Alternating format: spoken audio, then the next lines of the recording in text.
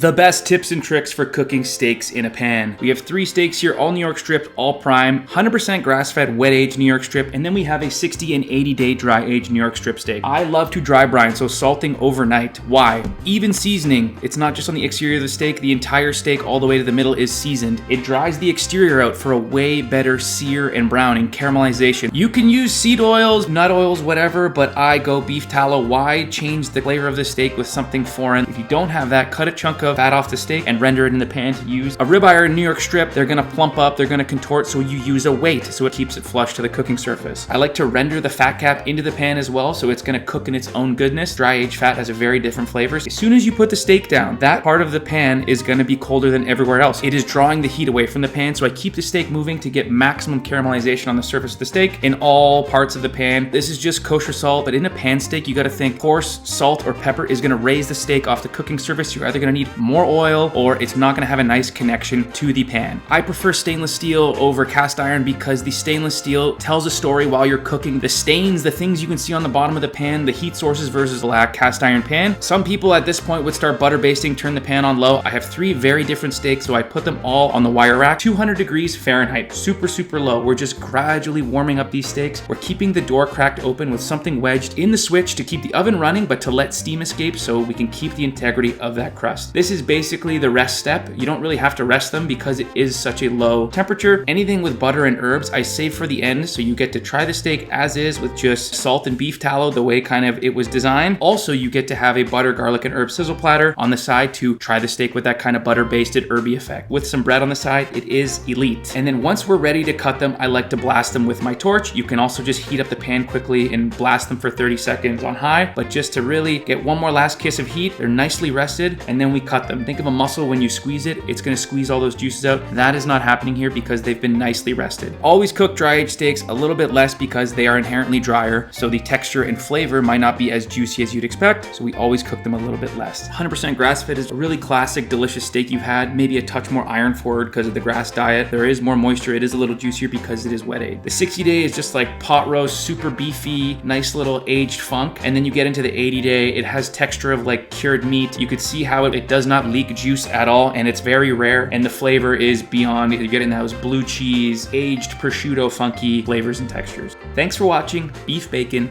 Like and follow for more.